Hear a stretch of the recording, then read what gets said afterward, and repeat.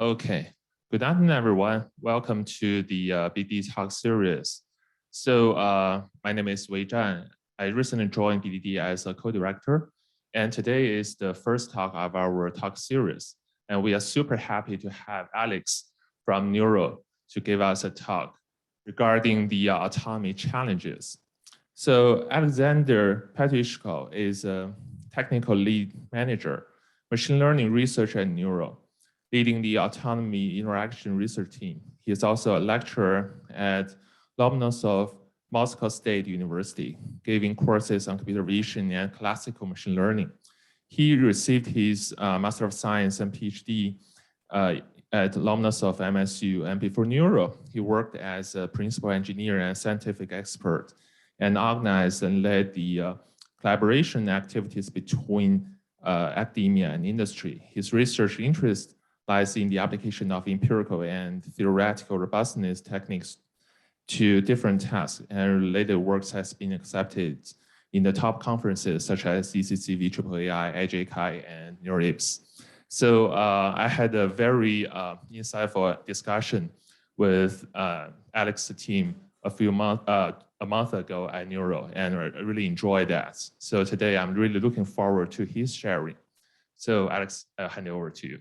Thank you. Thank you. I'm really glad to make a short talk here.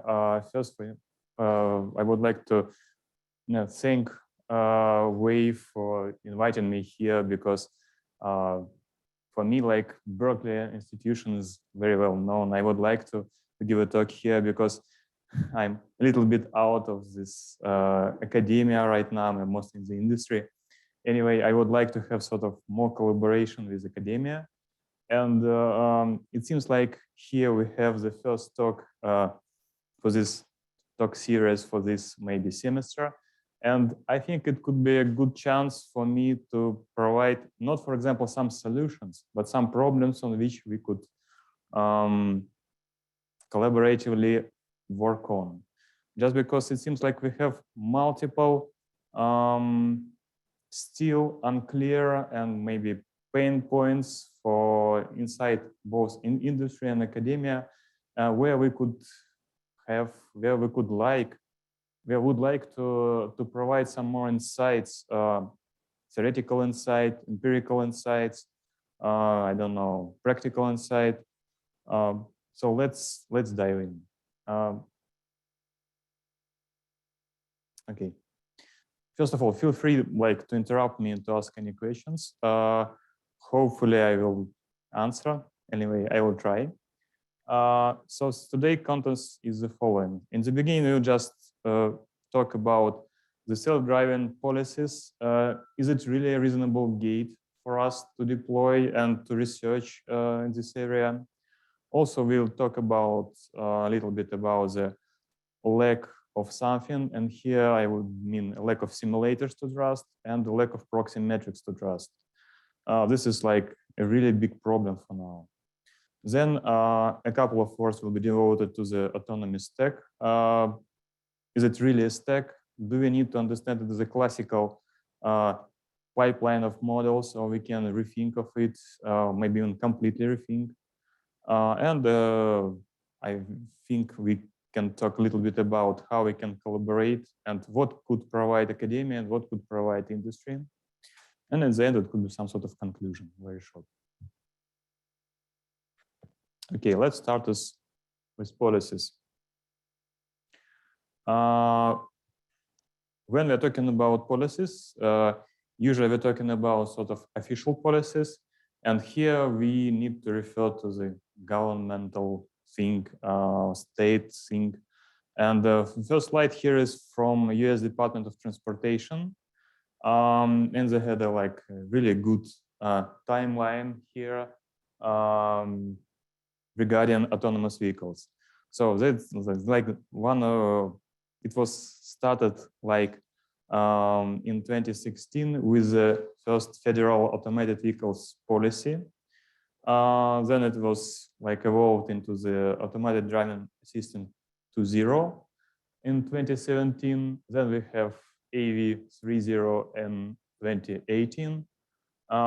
Then we have even 4.0 for AV. It's like a quite funny abbreviation, but anyway. At the end, we have like this futuristic vision of automatic vehicles comprehensive plan for January 2021, and we can only guess what could be the next. Anyway, this is all links, and I hope that the presentation will be shared, and you can just click it and see all these beautiful plans by US Departments of Transportation. And at the same time, according to the National Highway Traffic Safety Administration, or NHTSA, they just imagined the parallel timeline for how we can put some sort of safety features into the production. Like for this convenient era from 1950 to 20, we have like cruise control, seat belts, anti-lock brakes, and like nothing more. Starting from the early 2020s, what we have? We have electronic stability control, blind spot detection, forward collision warning, lane departure warning, like the initial era of advanced safety features. The next 5 years or even 6 years were about like better braking system, emergency braking systems. Also, we have some sort of preliminary assistance like lane centering assistant. At the same time, we have some sort of rear view video systems, like we have the camera and we have the monitor inside our vehicle, and we can monitor what is going on. Then, like the current era is from about 10 years, where we have much more better automated safety features. It's lane keeping assistant, adaptive cruise control, and traffic jam assistance. Anyway, and based on the guess of NHTSA, for 2025 plus, we will supposedly have fully automated safety features. It's like, do we need to have here everything? I think we need. And probably not only above listed things here, but also even more and wider adoption here. So it's like official things. Also, like, yeah, the first part of my talk is about policies and about some official formal things, not very like probably interesting, but nevertheless quite important. Here, like, I think almost any one of you, because you're just from Berkeley Deep Drive, know and understand the levels of automation. And we have from 0 level to the 5th level of automation, from the no automation until the full automation. And what is interesting here, that and I have here like the gray line between 2nd and 3rd. This is, as we can see here, it's like a gradually improving system, but there is a real big difference between level 2 and level 3. And currently, like most of the research is devoted to the right part of this image, starting from the level 3 up to the 4 and even 5th. At least Waymo right now is announcing that they are having like Waymo driving as a level 4. And for level 5, I think for now we don't have not even announcement from any company that we have. For level 3, it seems like for BMW, we have sort of solution that is adopted in Europe, and is, at least for now, we have sort of talks to be adopted in US, but still not. Yes, what is here important that for the latest 2, we even don't have, for example, to, I don't know, to adjust the driving. The difference between 4 and 5 is where for 5 it's full automation. It means that it can operate like at any city, at any driving conditions. For 4, it's like limited. And for 3, we still need to, like, even if we don't need to put continuously our legs on the brakes and our arms on the wheelchair, we still need to be like cautious about everything. And yes, of course, the officials already just prepared like their great plan about how it could be done. What is interesting from our side is this research area here. And maybe even more important here is AI ML autonomy part here. Of course, there are multiple things and to be done, because it seems like for now, the autonomous vehicle and self-driving itself is a very and super challenging thing to do. It's from almost any part of, I don't know, from machine learning part, from software engineering part, from the hardware part, from the collaboration part, from the, I don't know, collaboration with different stakeholders, with government, with policy owners, etc., etc. So it's a really important and a really hard way to put it eventually in the production. Also, we have it was like federal statements and some regulations, or these documents concerning it.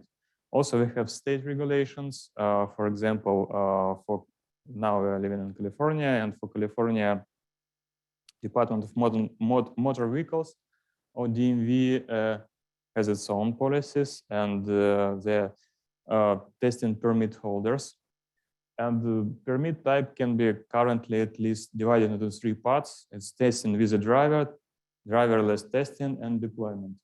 And the DMV just providing the permits. And for now, we have for testing with a driver like 50 companies has a permit.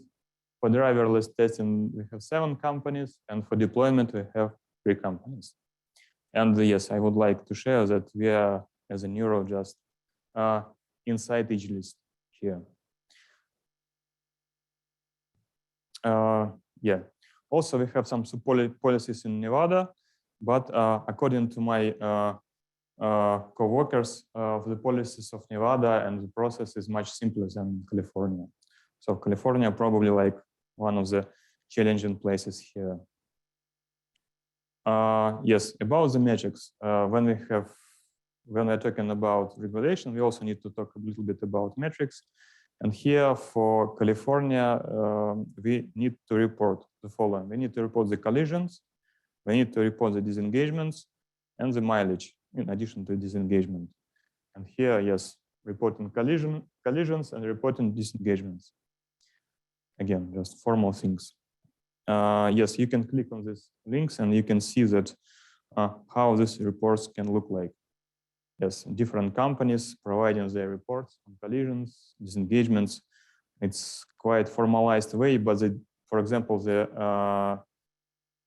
causes of collisions and disengagement can be really different, and really sometimes it's really interesting to read these reports. Again, if we are talking about some policies as a gates, we have sort of as well international standards here. For example, the first one is from International Electrotechnical Commission, or IEC, and the very well known here is IEC 6158. This is about the risk analysis. So we have like 2 different dimensions: dimension of likelihood of occurrence, from frequent to incredible. Frequent when some specific thing can occur many times in a lifetime, and incredible, we cannot believe that it could occur at all. Yeah, we have this range of probabilities. And we have the consequences dimension.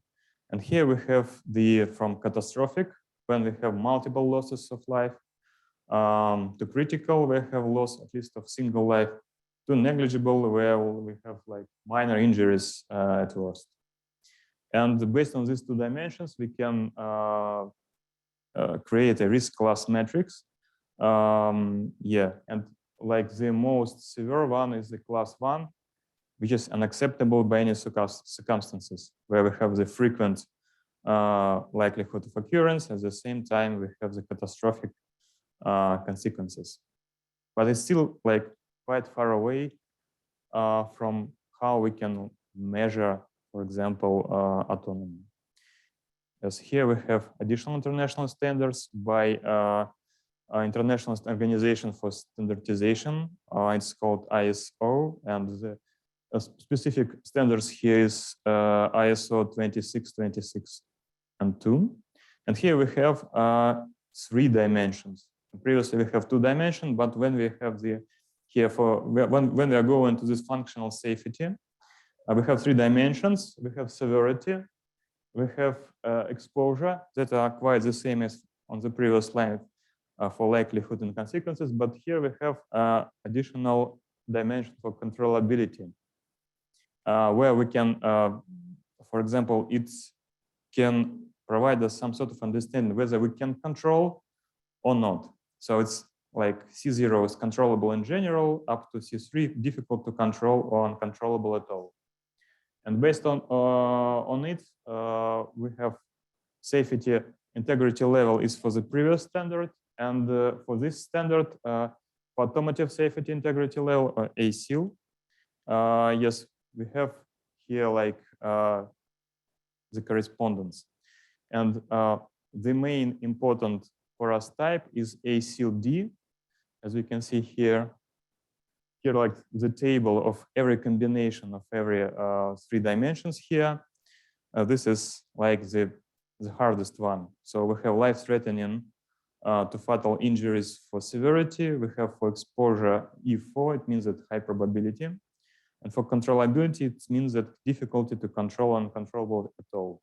So this is our like self-driving cell here. And so you can understand that we have a really, really hard task to solve. And what does it mean ASIL-D? It means that the acceptable probability of system or component failure of 1 in 100 of million. So this is like super challenging. Okay, it was like formal policies, and you can see that there are multiple approaches based on different stakeholders, federal, international, state regulations. We have different sort of measurements on dimensions of severity, etc. But yeah, there are regulations about physical on-road metrics. How to ensure, first of all, the safe and fast development cycle of our like research process for self-driving. And let's talk about the safety first. Safe development. Oops. Yeah. So here we talk a little bit about simulators.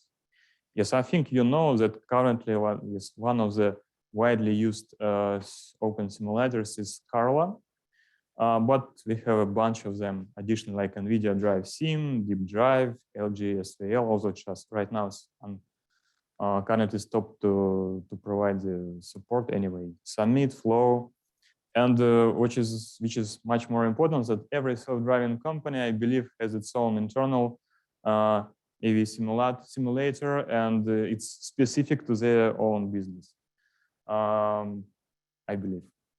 So how to safely test the autonomous capabilities? The question is answered is using the simulator, because we are not going just to put our car with our like model onto the road. And the challenges, multiple challenges, but we can like divide it from the very high level point of view into the sensor simulation, behavior simulation. And this talk will be mostly about behavior simulation, not about sensor. Anyway. Yep.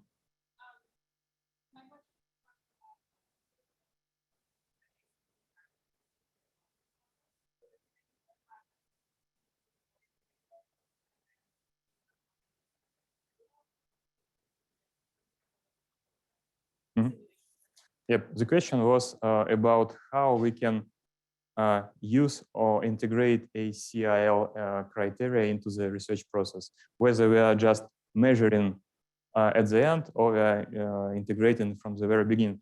And this is like a motivation for the whole my talk. Yes, you're just grabbing it right. It's most of these criteria can be measured either on road or inside sort of simulators. But when we are doing inside simulators, we need sort of reliability in this any numbers. So this is like the most critical part of this the whole presentation for them. Yeah, so I will try at least to answer. Thanks for the question. Okay, and this is about simulators reliability. How to guarantee the generalization of simulator results? Of course, yes, it's some funny picture that simulation usually is much simpler than real life.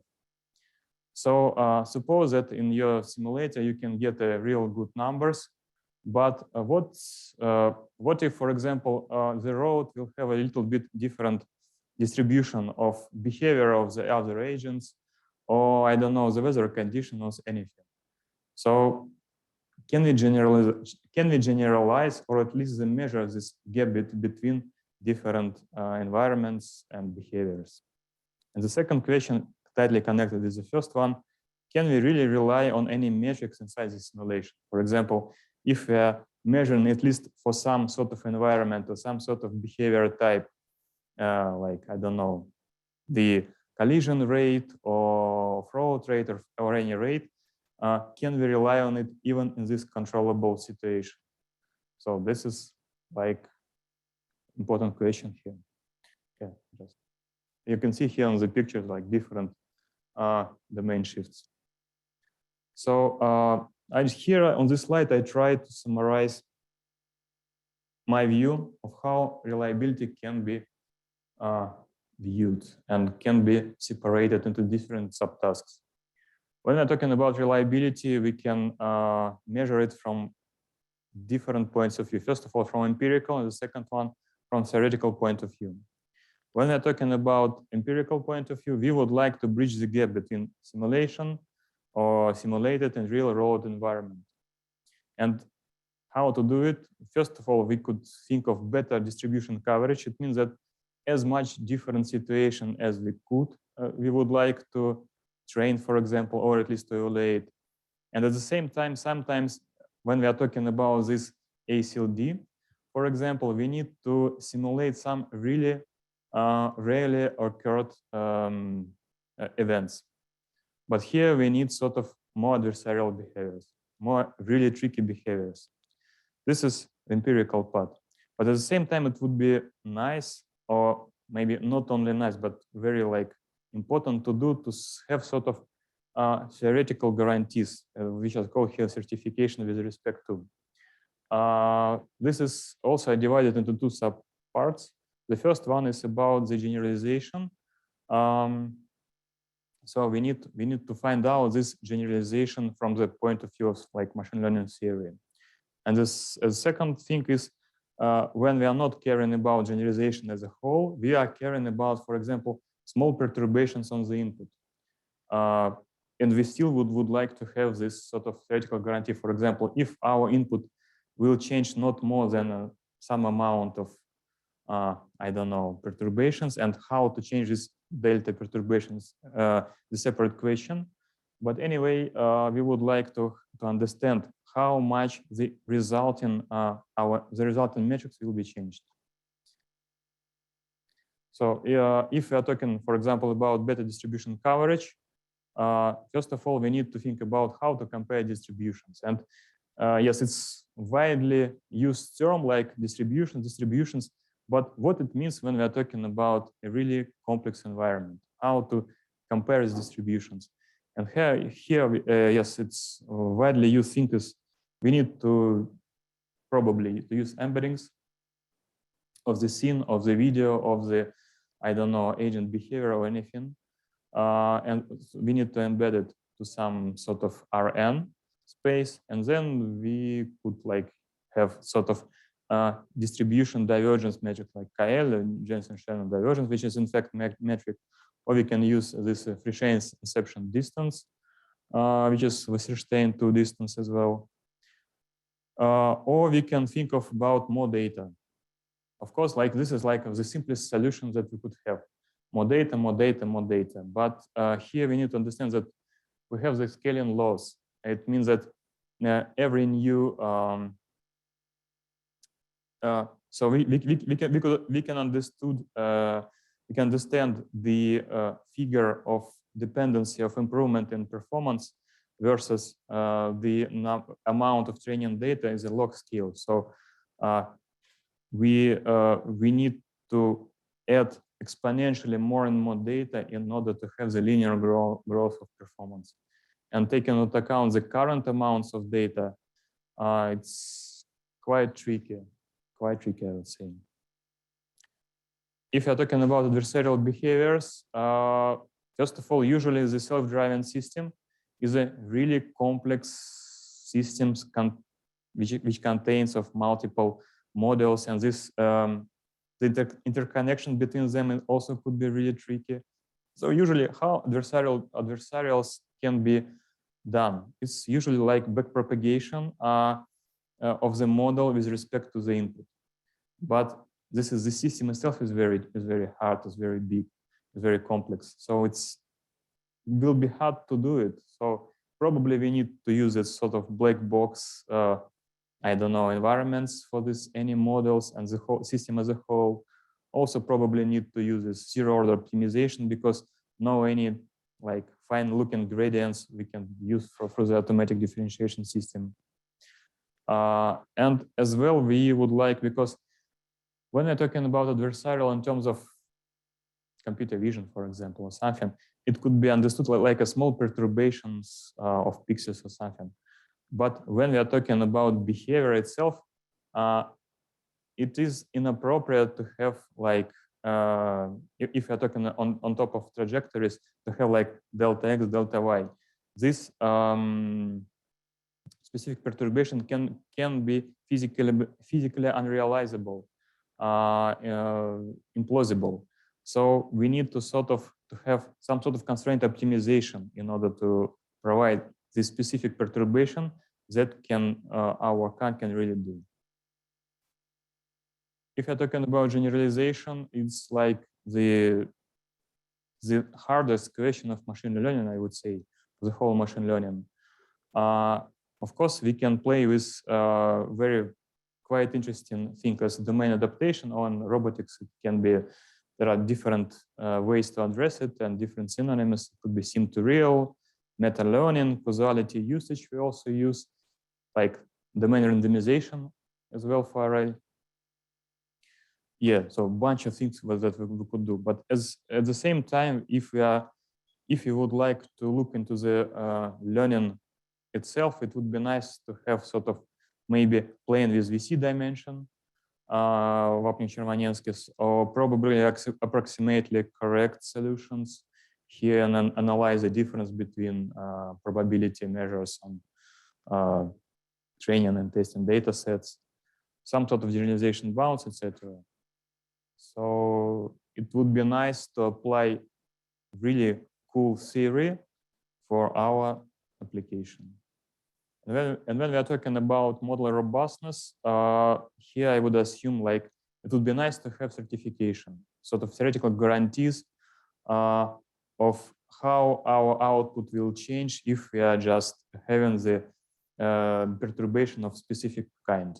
Or for example, it could be if we do not want the output to change, what could be the input perturbations that can allow us still to stay at the same region of outputs, for example.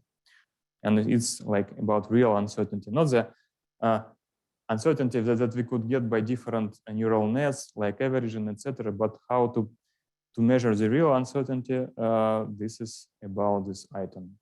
And again, here again we have could have restrictions on input, just because we need to have here not just usual L2 ball, but here we need to have behavior-related epsilon ball. And I'm a little bit surprised to see what it could be. It's a really interesting topic. To be honest, I didn't see much of such a work, even if I saw at least one. Okay, it was like about the metrics, not metrics. It was about like the problems with simulators and how we can measure, how we can trust it. Also, we would like to have the fast development cycle. And yes, and again to this metric question from audience about how we can integrate ACIL. Yes, about the metrics. Current major metrics here, even if we are not talking about the safety requirements, are miles per critical disengagement or miles per disengagement, so MPD or MPCD. Also, we have sort of inverse metrics here. It's sort of number of disengagements per thousand of miles, for example. But what is interesting, we have usually for model development, we have two quite separated tracks, model training and model evaluation.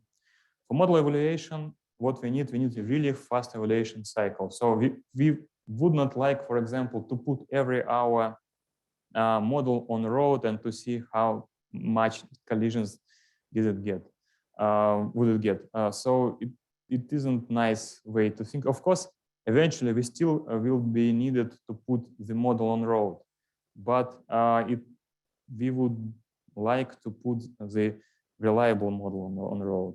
So we would like to have as much different metrics in simulation without doing any on the road. But at the same time, we have here model training. And here we would like to incorporate some sort of this like high-level metrics into the training losses, to be honest. Use it as a loss functions. It's also like very, very tricky how you can incorporate the MPCD like into the loss functions. That's a question. So as a consequence, we have a number of additional proxy metrics for autonomous vehicles like self-driving development. And this is like example, yeah, some proxy metrics: time to collision, collision rate, off-road rate, L2 based, comfort based, jerk, lateral, etc., acceleration, etc. So first of all, when we're talking about metrics, we have open loop metrics versus closed loop metrics. Usually L2 based distance is not good enough for closed loop evaluation. It just doesn't need it there.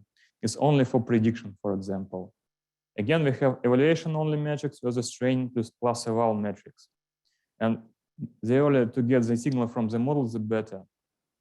And do we have any correlation of like any metrics with MPD and PCD disengagements with proxy that can be integrated with the losses?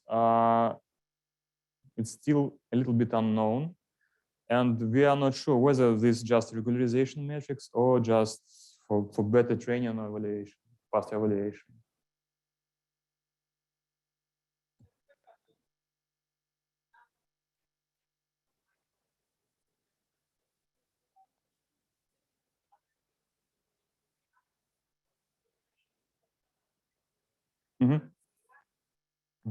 Okay. Yeah. Thanks for the question. The question is about why, for example, for closed loop eval, L2 distance is not like very important. Yeah, you provided the true guess. For closed loop eval, we need to emulate not only our agent but also some other agents, and other agents can react very differently. For example, yes, we could have sort of on-road logs. For example, when the robot can make his way through some street, and other agents react at some point. But suppose in our simulation we have a slightly like different behavior on the robot, and depending on the other agents like behavior, they can behave really differently, and they differently from the road logs. And based on their behavior, our robot also can behave differently, and the divergence can be accumulated very fastly. That's why like L2 distance is like nothing for closed loop eval. So usually for closed loop eval, we have like this counting metrics like collision rates or something like that, not just L2 based. Okay. And the final part here, like a little bit technical about the classical autonomy stack. Do we really need to think of like our autonomy stack as a real stack? Let's go through it. This is like a classical modular structure of the autonomy stack. What do we have here? We have here our inputs. Usually it's like data from sensors. We also can use or cannot use, depends on the application, the high definition HD map. Then we are just need to do the perception part. It means that we need to extract the knowledge from visual to, I don't know, to bounding boxes, 3D bounding boxes, to tracking information. As well, for example, we need to have sort of to localize where we are currently, or maybe even to have some sort of additional mapping model. Maybe the situation on the road is changing, etc., and we need to care about it. Then we have this prediction model when we need to predict how other agents on the road will behave. Then, based on this information, we need to do the planning to predict how we can go through these different tracks. And after that, like, they need to provide the information to controls to control the steering and acceleration. What is important and valuable here is that each model has its own training and validation data. And for example, different teams can research different models independently. It's like a real good engineering practice here. But it still has some cons, this model structure. When we are doing this independently, we, for example, the model, the improvement of one model doesn't guarantee the improvements of the whole pipeline. And so we have sort of suboptimal optimization and performance for this stacking. As well, it's hard to propagate uncertainty estimations. For example, we would, for example, the model at the end could somehow react on the some uncertainties in the beginning, vice versa, for example. It would be nice to have this functionality. What would be helpful is to propagate the learning signal through the whole stack. And probably, here I just put probably, this is like my point of view here, not to do end-to-end approach like behavior cloning or even maybe imitation learning. And so it would be nice, for example, yes, it's like high-level overview, it would be nice to have, but is it real? And it seems like at least theoretically we can do it. And we have sort of theorem of existence here. It was published like in ICLR 2020. It was not about, how to say, autonomous driving and self-driving techniques. It was about combinatorial solvers here, but we can still introduce some black box non-differentiated, non-differentiable part inside the like our back propagation process, and we can still back propagate through it. Of course, it's also done for some narrow class of tasks. It's for combinatorial solvers, but anyway, this is sort of clue that we can, in theory, do it. Oops. Okay, so can we unify something? And it seems like, yes, we can. And there are multiple approaches to unify different parts of the stack. We can, for example, unify perception and prediction. We can unify prediction and planning. We can unify perception, prediction, and planning. It can be even just like behavior cloning, or it could be like done by more sophisticated things. We can even add like localization mapping here. Yeah, so we can do almost any combination and with different architecture designs. Anyway, it is doable. So the common stack is not very hard. It's not very design choice that needs to be kept for years. Probably it will be changed. Okay, stack and reinforcement learning. Reinforcement learning solution can be added on some of the, almost on any like models combination. Why it's important? Important that it naturally integrates planning because it provides like your next action. Next action could be like acceleration or steering wheel or I don't know, anything that can be mapped into the controls.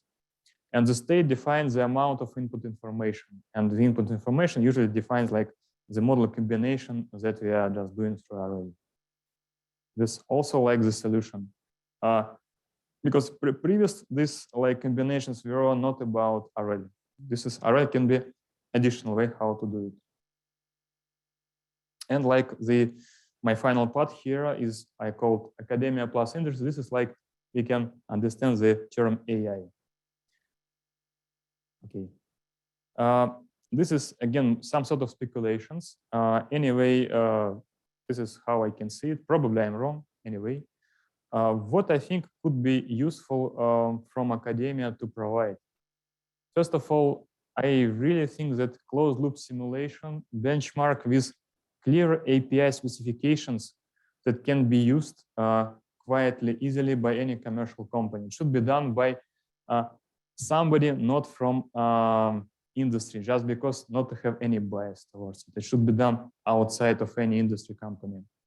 Why I think so? Because currently, for example, we have this National Institute for Standards and Technology, and it has FRVT, face recognition vendor test, and it has clear API, and any like commercial company can apply the specific image in terms of like it's sort of Docker, for example. Yes, can provide with clear specifications, and they have clearly established protocols, and they can test any solution. So it would be nice to have the same for autonomous vehicle, to provide the protocol, to have inside the closed loop simulation, and to control the behavior, at least the behavior part of the agents on the inside simulator. And I would say that NIST here is like the main driver, at least for different activities. And even this year, they had the first workshop on metrics by NIST on March, I think. Anyway, it's just only the beginning, but probably academia needs to help here. Maybe for NIST, it could be a long road to have it for autonomy. To research, I think that different modes of agent behavior here really needs to be done by at least some guesses of how it can be done by academia. First of all, we could play with different modes. First is average, like max coverage of different models, and critical or adversarial types of behavior, and integrate it into this closed loop simulation as, for example, separate tracks. For example, a track for max coverage when we would like to tackle any like distributions on the road, and critical when we have a really tricky situation with collisions or injuries or something like that. This is what I think that could be useful to provide from academia. Also, this is investigation question.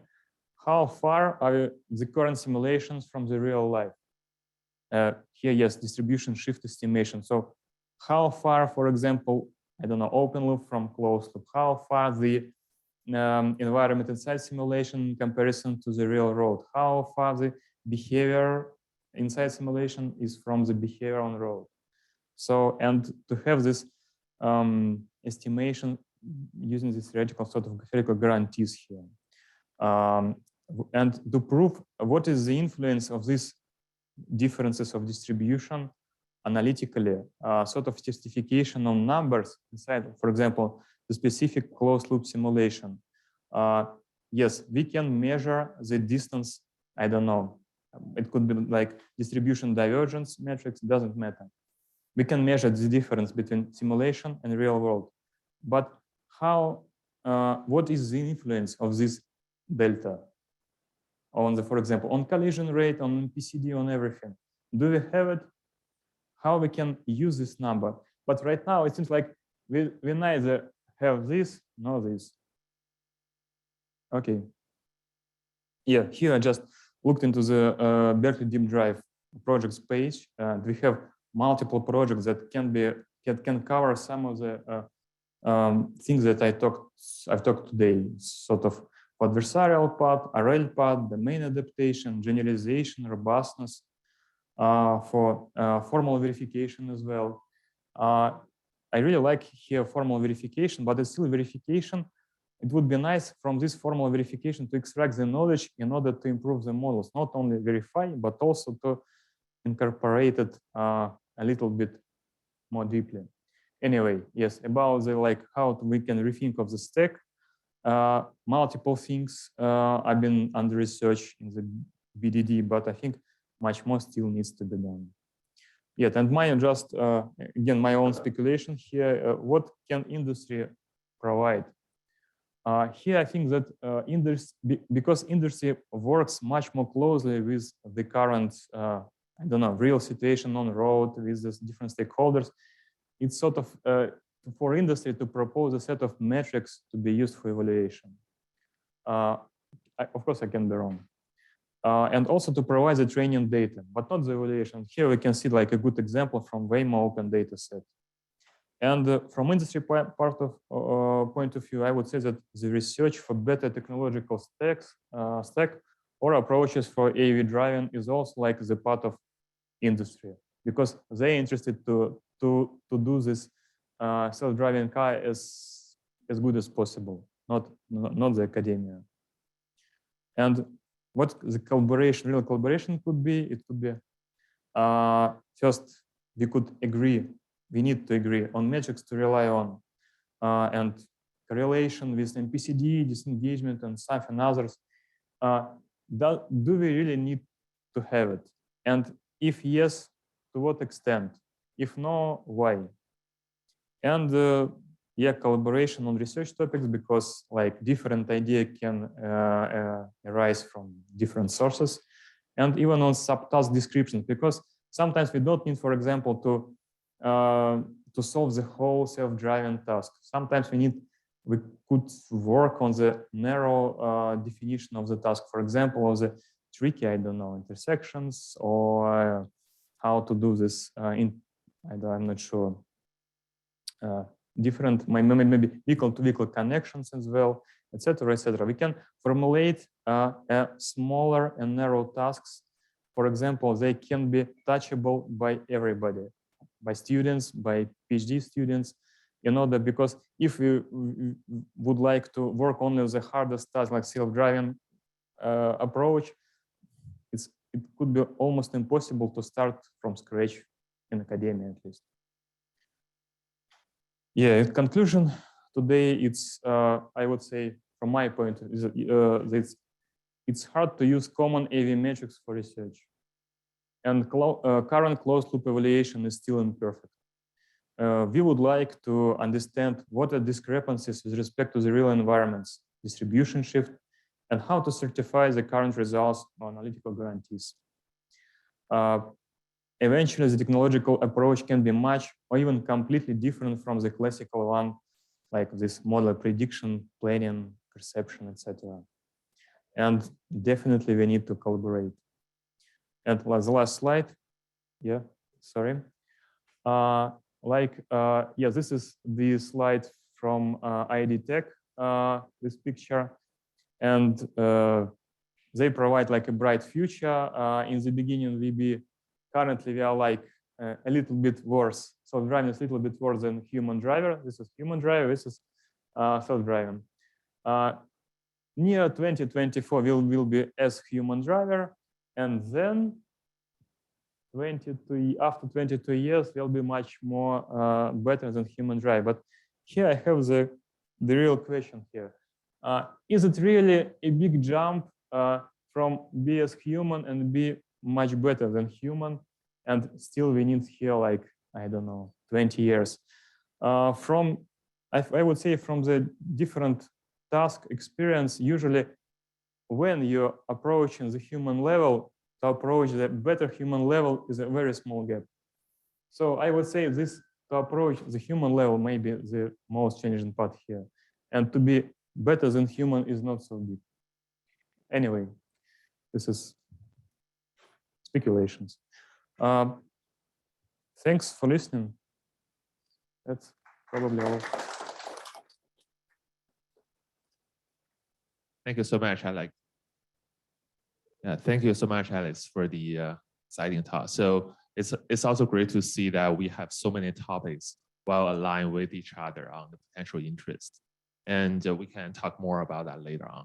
So we may be running a little bit out of time, but still we can have a few questions from the on-site attendees, and later on maybe the virtual attendees. So anyone? Hi, Alex. thanks for the talk. It's very inspiring and a lot of interesting and also challenging problems. So my question about like, you mentioned about like, I think quantify the kind of discrepancy between the simulated like distribution and the real world. And of course, it's very important problems and we do need that. But the question is that, is it actually possible to kind of quantify that like discrepancy? I mean, just from like seeing data set, because like, especially let's say in the simulators, when you kind of doing closed evaluation or closed training, you're running the autonomous vehicle that can behave quite differently from humans, right? And you may actually run into situations where you haven't been seeing the data set in the first place, then kind of like you cannot find that situation in the data set, right? Then you have no clue whether how you're simulating the right behavior in that sense. So do you think it's possible to have a kind of accurate estimation, or they will say is kind of inevitable that we can only have a conclusion when we actually run into like real vehicle tests on board, right? Mm-hmm. I see. Yeah, thanks for the question. Of course, I would say that like the honest and the whole answer to it, possibly in the nearest future, no, like the whole estimation of this delta. But for some narrow cases, I would say that we could. For example, even suppose at least we can compare this delta not with the whole human behavior can be possibly seen on the road. At least we can compare with what we have inside our logs, recorded logs, with what, for example, our behavior model can behave. At least we can measure it, and it can be done. Yes, at least we can provide some sort of estimation, not comparing with the, like any possible behavior. Yes, I'm talking mostly about behavior. Sorry about it, but I think the same can be used for any subtask. Even for example, for behavior, we have like maybe not so big number of logs, millions maybe until billion, but anyway, it's not like infinite number. And taking into account this number of pre-recorded logs, we could estimate some sort of prior knowledge about the human behavior distribution, how human can behave on the road. Of course, there could be a really long tail towards collisions and really bad behavior, but anyway, it could be like 1, 2, maybe some points for it. And we can estimate how our, for example, simulator behaves.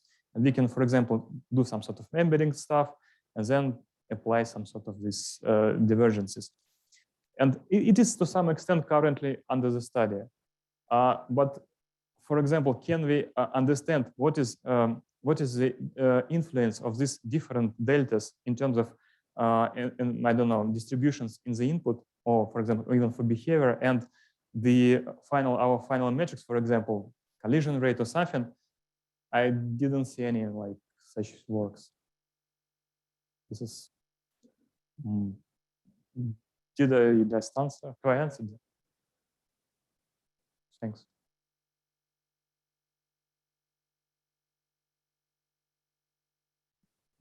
Yeah, my question is about simulator agents. So if we find a good common metrics for AV, like can we use these metrics to train a good simulator agents, or do we need more? And is it easier or harder to train simulator agents compared to train like on road AVs?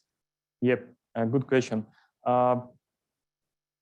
It depends on how we are training like the model. For example, some good metrics that we can understood from the reinforcement learning point of view. I think we can definitely integrate these metrics into the reward function, for example, and it can be like used even without any like backpropagation or something. But some metrics can we, if we are using like a little bit more classical supervised solution, can we incorporate it in the training process? I'm not sure. It depends on this metrics itself. Some of them really can be used only in the like rollout simulation environment. Some of them can be incorporated into the more supervised learning. Depends on the metrics.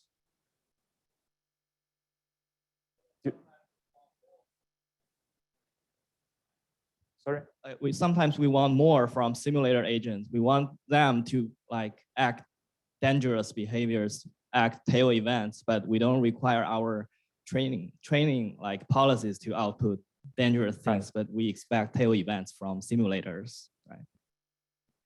Yes, I see. But yes, even yes. So your question is how, for example, for some cases we need some sort of I don't know, adversarial examples for behavior for some other agents. Can we use this adversarial behavior for training the model itself?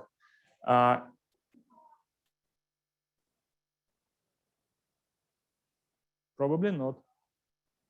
Probably not. It's most yes. Open question. Yeah. For adversarial, maybe probably it's sort of we need to add some portions of it in the training data set in order to understand how they behave.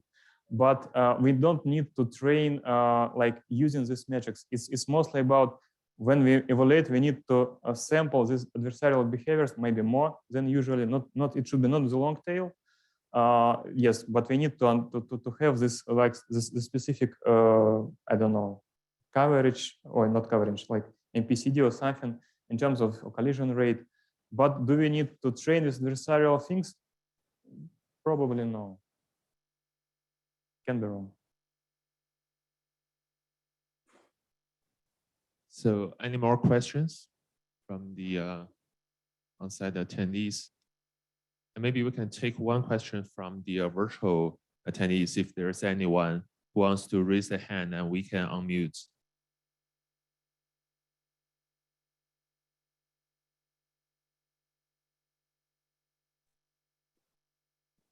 Anyone who want to raise the hand? Oh, okay, Scott. Yeah, please go ahead. Great, Alex, thanks. Thanks for the excellent talk. I mean, I really appreciated your high level overview of the technical issues, but also getting deep into what are the scientific mathematical questions. I also appreciated your comments on how industry and academia can collaborate. And I'm just curious, as a high level question, what if we now add government agencies like a US DOT or others? Do you think that they might also play a unique role in helping define, safety and risks? Do you think that given their role in society, they're uniquely positioned to provide a particular input? Could you please, yes, repeat? I just. Scott, could you repeat a little bit of the question there? We have some sort of clip in voice here. Yes.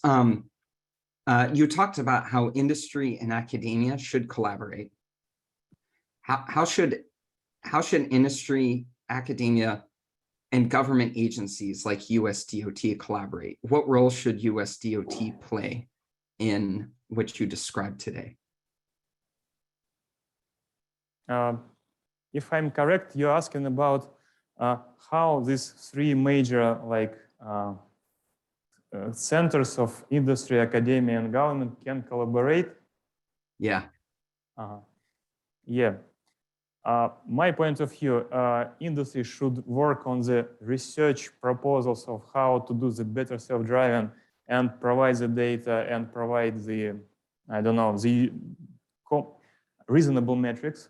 Academia needs to provide better insight and theoretical guarantees on the behavior and how to incorporate it into the closed loop simulator. And the government needs to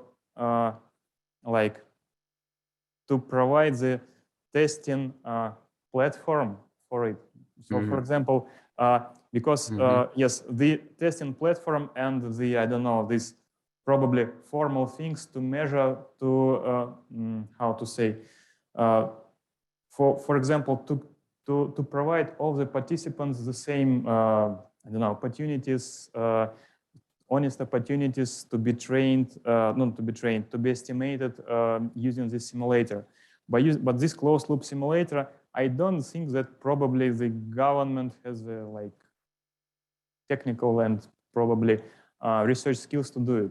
I think that it should be done by academia. Then, for example, academia could work maybe more closely with the government, and the research here will be estimated based on this collaboration of academia and government.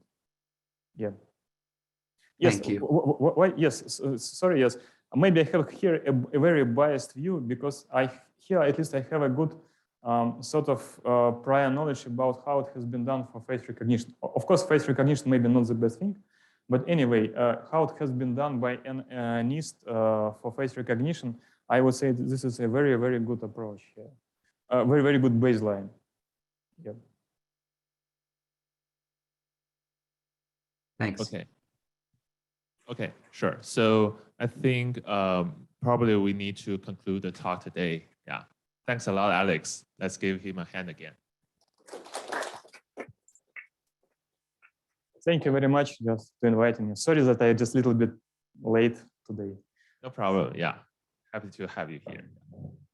So anyone who is interested in talking to Alex, just stay here and have an offline talk. Feel free. Yeah. Yep.